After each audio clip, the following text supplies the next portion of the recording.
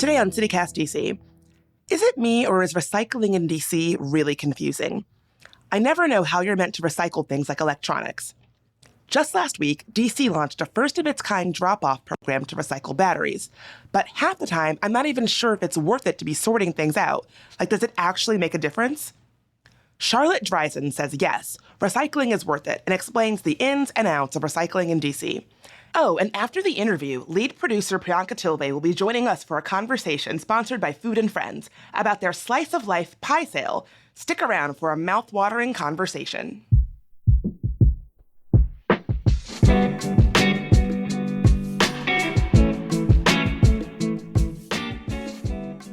Today's Monday, November 13th. I'm Bridget Todd, and here's what DC is talking about.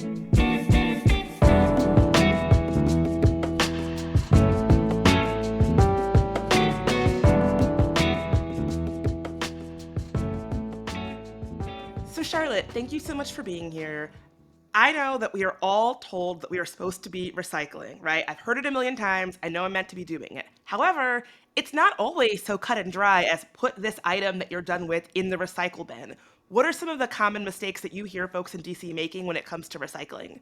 Yeah, it's a great question, and you are so right. Recycling is not easy and it's not always super logical. It always depends on where you are. So in DC, there are a lot of places where folks can tend to get tripped up. One of the biggest ways is by putting recyclables into a plastic bag or putting contamination in general into the recycling system. And that's really a big problem because the recycling system can only handle so much contamination, and material like plastic film or garden hoses or window blinds or cords can all tangle around recycling equipment and cause the whole facility to have to shut down. What are some ways that folks can prep the things that they are trying to recycle in the way that is appropriate and is not going to cause the system to shut down or malfunction? Yeah, the best ways to prepare items for recycling are going to be to make sure that they're all clean and dry. When we recycle something, we're basically trying to get it back into the state that it's clean enough for a company to buy it and put it into a new product. So define clean and dry. Am I meant to be like getting dish soap and like using a sponge to wash a container out before I recycle it? Yeah, to be honest, that's really what we need to do for items that are super sticky like that, like peanut butter or like Nutella. I always have Nutella jars that I'm like wrangling with a spoon to get the last bite out of to avoid doing as much of that as possible. I have some friends that will give it to their dog if they have some peanut butter to lick out. But if you're not feeling motivated on that particular day to really use some elbow grease and hot water and soap, it's better to throw out that item rather than contaminate the recycling stream with it. But for things like beverages or stuff that's less sticky, rinsing it out is usually more than fine. Are there other items that you would think are just like better to trash rather than trying to recycle? It's a good question, and really, you want to always err on the side of caution. So if you're not sure about whether an item can be recycled in DC, here where we are, always better to throw it out rather than risk that contamination. But for the most part, we can accept a really wide array of materials in DC. We can recycle all rigid plastic containers for the most part. We can recycle aluminum cans, steel cans, paper, cardboard. The one material we really struggle with and don't have an end market for is glass, unfortunately. So a lot of folks in DC don't get as much of that into the system as we would like, but that's really the only material that we flat out do not have an end market for today. Okay, so you say that DC can actually recycle a lot of material. I'm going to put that claim to the test.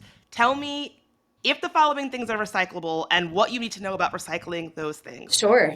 Pizza boxes. Yes, pizza boxes are recyclable. We can recycle them here in DC. You just need to make sure that there's no actual cheese and pizza left. Grease is no problem. You can leave that in the pizza box. And the reason why is that paper mills use the same treatments to get the colorant and the ink out of the pizza box. That works the exact same on grease. So they actually don't even have to do anything extra to get that grease out. Okay, interesting. What about the thin plastic part that comes around the plastic thing when you buy produce, like mushrooms or blueberries? Okay, so for something like that plastic wrapping over mushrooms, say, that's not something that we can recycle. That's made out of a kind of plastic that we can't accommodate in the curbside system in that flexible format. So anything that's really flexible is apt to get wrapped around that recycling equipment that we want to avoid. So that would be best in the trash. In that same vein, the thin plastic thing that goes around like a six-pack of beer, the things that if that we probably grew up hearing that you needed to cut like in school because like, oh, fish will get stuck in them. Those things. Yeah, that's a great one. Six-pack rings and a lot of other plastic flexible film is made out of pure polyethylene, and we can bring that to a store drop-off for plastic film recycling. So because it's flexible and can wrap around machinery, we can't put it into our normal blue bin, but we can bring it to grocery stores and retailers like Target, IKEA, Walmart to go and get directly recycled back with other plastic film. What about those white kind of like waxy paper sheets that you get around like a bagel or a sandwich to go? Oh, such a good question. So a lot of those are made out of paper and you can recycle them just fine. We do want to be careful that actual wax paper, like if you're baking some chocolate chip cookies and are throwing them on a, parchment paper, wax paper, actual wax can't be recycled on paper. But most of those kind of, sleeves that you might get a bagel in might have a little bit of a sheen to them, but they're usually just fine to recycle with other paper. Okay, well, to that end, I have another one that's sort of on that list. This is my last one. I love it. I eat a lot of lozenges as a podcaster. The tiny little waxy wrappers are so small that go around a lozenge. Yeah, me too. I have my desk full of them over here, and those are unfortunately too small to be recycled. So we don't even need to think about their material composition here because anything under 2 inches by 2 inches is going to be too small for our recycling system to handle. And that's the case nationwide. Our recycling infrastructure was really designed to handle stuff that's the size of a soda bottle, the size of a cereal box, the size of a soup can. But stuff that's way smaller or way bigger really isn't going to be compatible. So that same situation happens with shredded paper, for instance. We unfortunately couldn't, if you got some shredded paper, some old receipts you're shredding, we want to make sure that's out of the recycling system because that just turns into confetti in a recycling facility.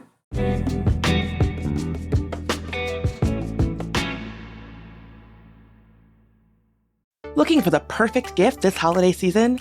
Give the gift that keeps on giving for the sports fan in your life with a Washington Nationals holiday ticket pack. You'll get 4 game tickets plus a limited edition gift with purchase. Choose from 2 different 4-game ticket packs, starting at just $59. Every ticket pack comes with an exclusive set of Nationals jersey ornaments that aren't on sale anywhere else, valued at $49, but yours for free. Matchups include weekend games and games against the Yankees, Astros, Orioles, Phillies, and more. Grab a pack for all the baseball fans in your family and enjoy a beautiful day at Nationals Park in 2024. Make sure to place your order by December 10th for holiday delivery. Give the sports lover in your life a gift they'll enjoy all baseball season long. Visit nats.com/gift and give the gift of Nationals baseball today.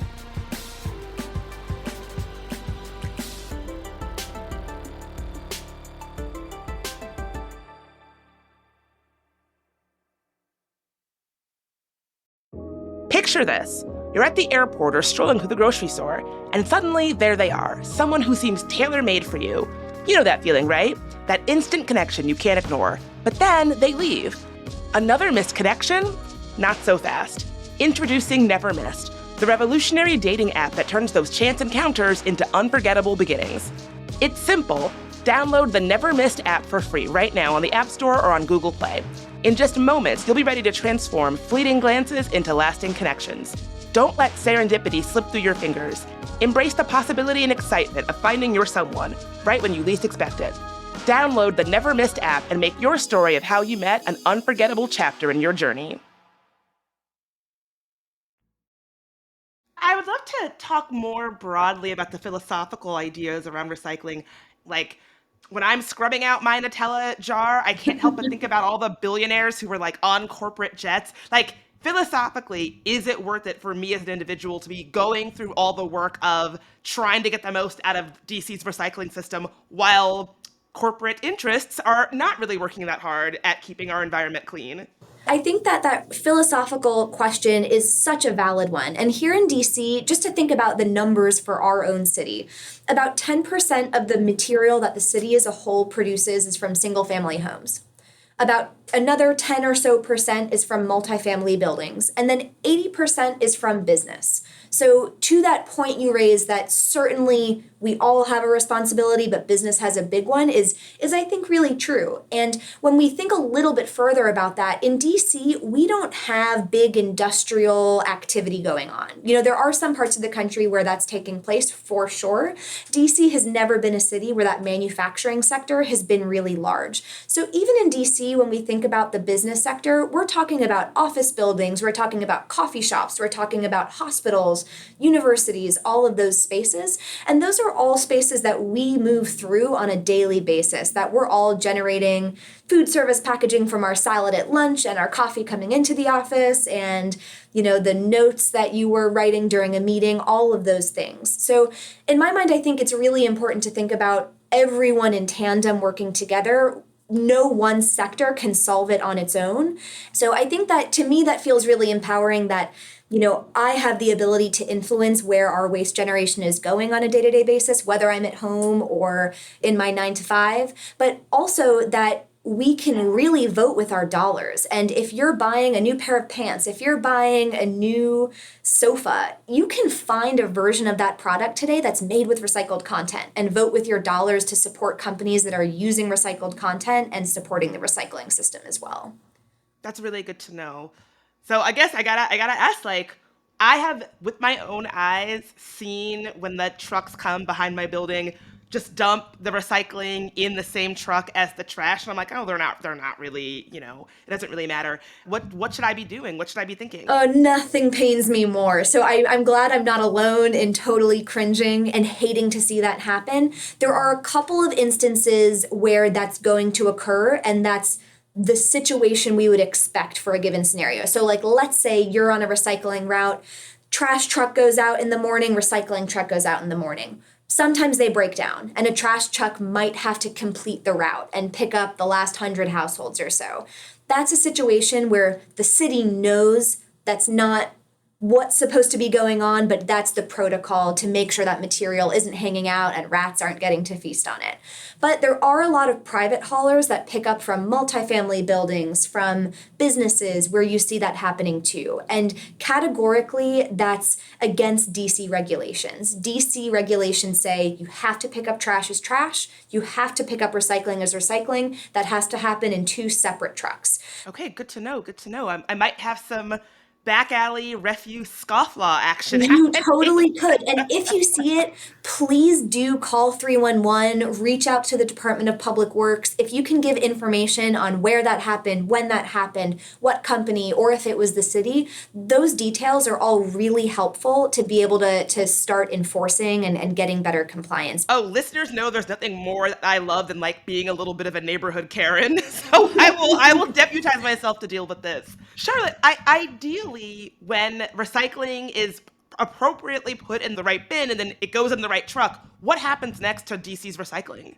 Yeah, so almost all of it gets brought to DC's transfer stations. We have 2 transfer stations that are operated by the city, one at Benning Road and one at Fort Totten. Benning Road is undergoing a huge overhaul and revamp, and right now all that material is just being brought to Fort Totten. But that material really gets brought into what's essentially a massive warehouse and dumped in a big pile. And the recycling gets screened for quality. So when we were talking about contamination a moment ago, there's going to be an employee saying, that looks clean, thumbs up, let's get it to a recycling facility, or saying that's too contaminated for our recycling system to handle. So if it does make it through that stage and is clean enough, and most loads are, it'll get to what we call a material recovery facility, or MRF, just like Smurf without the S. And that's where all of our recyclables will be separated into plastic from paper, from aluminum, from steel, and then get on to a final processing destination. And we do that really well. We have a process loss of about 2%. So 98% of what gets brought to that recycling facility, as long as it's not contamination, is going to get through and get to a final destination. Last rapid fire recycling question. those mini propane tanks, not the big ones, the mini ones. Yeah, so mini propane tanks should never be recycled in DC. They are permitted in the household trash, and that is bonkers to me. It being a fuel canister really is a fire risk. And to be honest, the reason Benning Road Transfer Station that we talked about, one of the two facilities where recycling gets brought, isn't operating right now is because it burned down to the ground a couple of years ago. So bringing that material to a special household hazardous waste drop-off is best, but it can go in your trash if you're just not going to get to a HHW drop-off. You just settled a multi-year argument in my home because we have one of those mini portable heaters that runs by those propane tanks, so we have a lot of them. My partner is like, you could throw them in the garbage. I was like, that's crazy. I'm not putting this in the garbage for it to explode. We just have a pile of them just piled up empty in our apartment because it's been a standoff of like, do they go in the garbage or do they not? Now I know. Thank you for the clarity on this. Anytime. Anything I can do to settle a recycling debate is my pleasure, but thank you on behalf of the recycling industry for not putting that into the system. Every month we're hitting record new highs of fires at facilities across the country. So as the world continues to heat on up, we know that's only going to get worse. For folks out there who might want to learn more about recycling in DC, do you have any resources they can check out? Yeah, I would say head to Zero Waste DC's website. That's the Office of Waste Diversion with the Department of Public Works. They have that full list of recyclables. They have information on where to bring plastic film and electronics and batteries and all those special items that maybe they can be recycled, but not in your curbside bin. And I also talk a lot about recycling on Twitter at Dreizen and answer lots of great questions that people ask. They often include a photo of what they're holding at their sink, and they have that same question of, what do I do? It's too dirty. Can I put it into my blue bin as is? So always happy to answer any recycling questions directly there as well. Thanks so much for being here, Charlotte. You bet. My pleasure. And listeners, hang around. Maybe grab a baked good for this next segment, which is sponsored by Food and Friends. Lead producer Priyanka Tilve is chatting with the people behind Slice of Life, an annual pie sale where the proceeds help feed local families.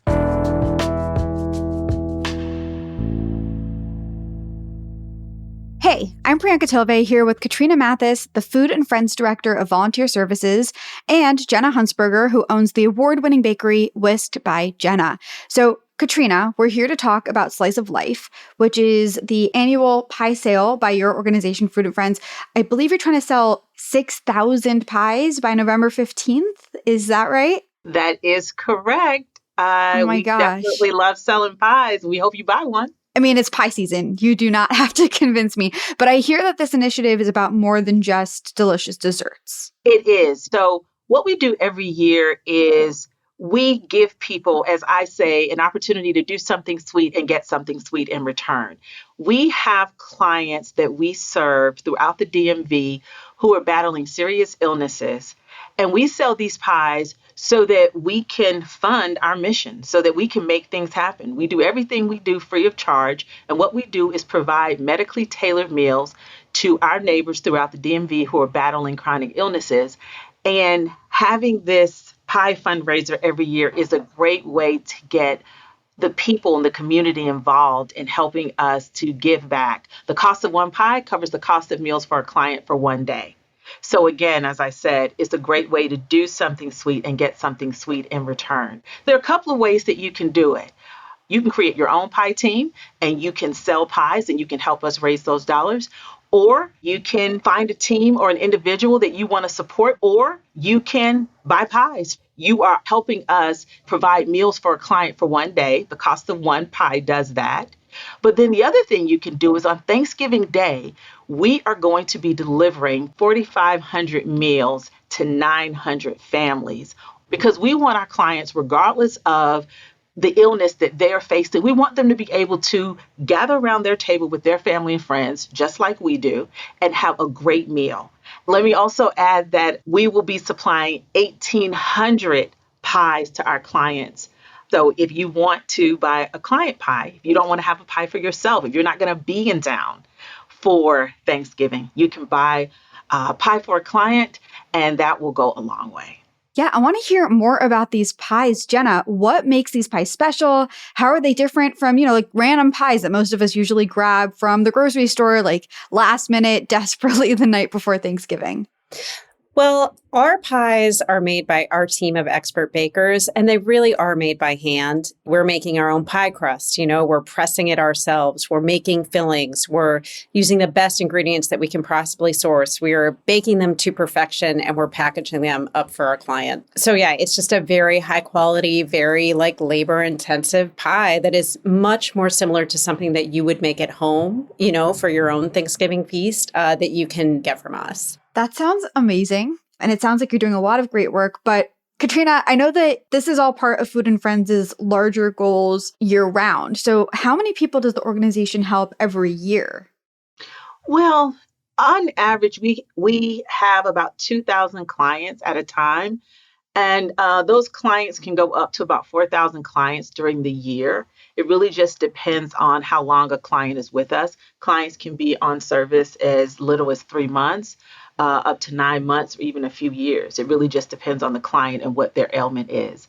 And in addition to providing meals for our clients, we also provide meals for up to 4 dependents in a household. There is no income eligibility with us. What our clients have to do is really demonstrate a need through their health and nutrition. And if we believe that food can either improve or manage their ailment, then we can take them on as a client. So for people, I always say, if you're not going to be able to come in and volunteer, buy a pie.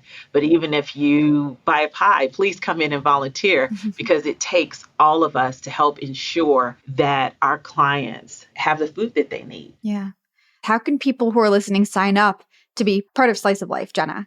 So go to sliceoflifedc.org and select your pickup site, and you can buy pies through November 15th.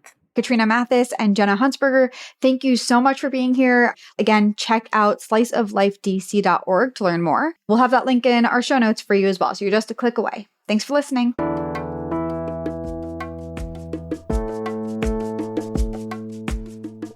That's all for today here on CityCast DC. If you enjoyed the show, why not tell your friend who can't get enough of recycling? You can rate the show, leave us a review, and subscribe to our morning newsletter. We'll be back tomorrow morning with even more news from around the city. Talk to you then.